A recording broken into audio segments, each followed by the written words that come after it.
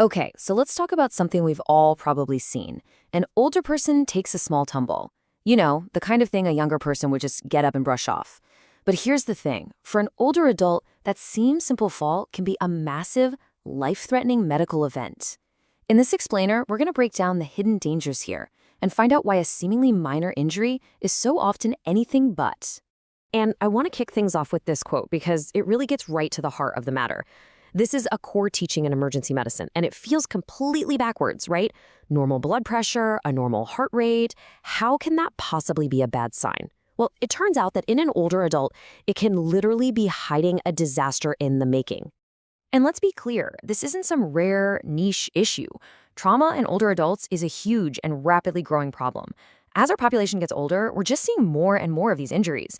And the critical part is they come with way higher rates of serious complications and even death compared to the exact same injuries in younger people. The stakes are just so much higher. Now, what's really fascinating here is how these injuries happen.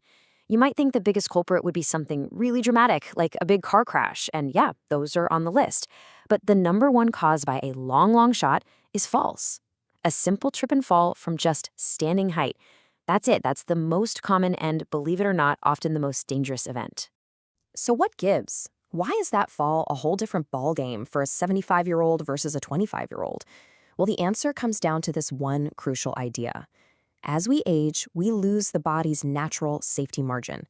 Its internal buffer against stress just starts to shrink. The technical term for this buffer is physiologic reserve. But honestly, the best way to think about it is like the battery on an old phone. You know the one, right? It says it's at 100%, but the second you open up Google Maps or start watching a video, it just plummets and dies instantly. An older body is kind of like that. It works just fine day to day, but when it gets hit with the massive stress of an injury, that battery just drains. There's almost no extra capacity left to handle the shock. So what's chipping away at this buffer? Well, a few key things. First, you've got comorbidities. That's just other chronic conditions like heart disease or arthritis. Second, the body's natural ability to react to things like blood loss just gets slower and weaker. And then there's the big one, medications. I mean, check this out. An incredible 30% of seniors are on more than 5 different meds. And a lot of those, think blood thinners or beta blockers, can basically tie the body's hands when it's trying to respond to an injury. Okay, so you've got this shrinking buffer. What does that actually look like in an emergency room? Well, this is where we come full circle to that first quote. Because that safety margin is so tiny, the body's natural alarm system, the classic signs of trouble that we look for, often just doesn't go off. The vital signs can absolutely lie to you. And this comparison is pretty stark. In a younger person, it's textbook. They start bleeding, their heart rate shoots up, then their blood pressure drops. It's a clear SOS signal. But in an older person, it can be a total wild card. Their heart rate might just sit there, looking totally normal, maybe because a beta blocker is telling it not to speed up. And if they usually have high blood pressure, a reading that looks normal to us could actually be a massive, dangerous drop for them. The signals are just gone. So what's a medical team supposed to do? They basically have to become detectives. They can't trust the headline numbers. Instead, they have to look for much more subtle clues. Is the person suddenly a little more confused than usual? Is their skin kind of cool or clammy? Has their urine output slowed down? These become the real indicators that something is seriously wrong. Okay, so we've got the why down. We understand the shrinking buffer and the lying vitals. Now let's talk about the what. What are the most dangerous and common injuries we see from these falls? 2 areas really stand out, the brain and the cervical spine, or, the neck. First up, the brain. A traumatic brain injury, or TBI, after a fall is a massive concern for seniors. And the really scary part, it can be a silent threat. The signs can be incredibly subtle, and the real damage might not show up for hours or even days. And a huge piece of this puzzle comes down to this one number, 10%.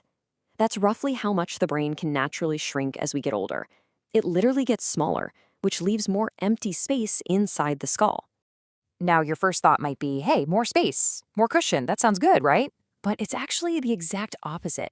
It's dangerous. That extra room means that if a tiny blood vessel starts to leak after a bump to the head, the blood can just pool and grow for a long time before it actually starts pressing on the brain and causing symptoms. And then you throw in the fact that many seniors are on blood thinners, and you have the perfect recipe for a silent, growing, and totally life-threatening bleed inside the head. All right, so that's the brain. The other really vulnerable spot is the neck. Age-related changes, like arthritis, just make the spine in the neck way more fragile. So we tend to see a few specific types of injuries over and over again.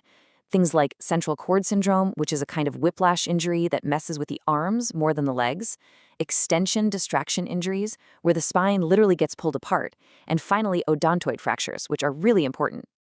And if you're going to remember just one of these, make it this one, the type 2 odontoid fracture.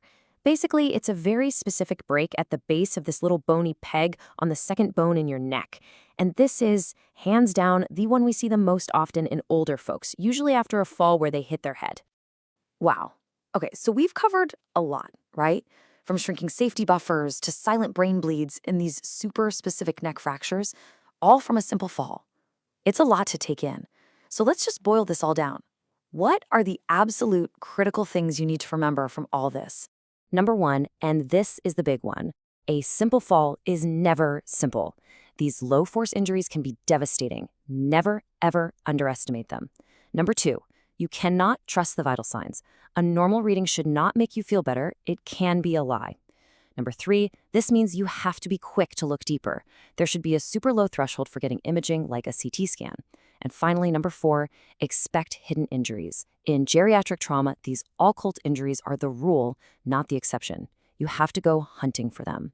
So I want to leave you with this question to think about. Now that you know all this, that a simple fall is a big deal, that normal isn't always normal, and that the real danger is often hidden, what does that change? How can we all use this knowledge to do a better job of looking out for the older adults in our families and our communities?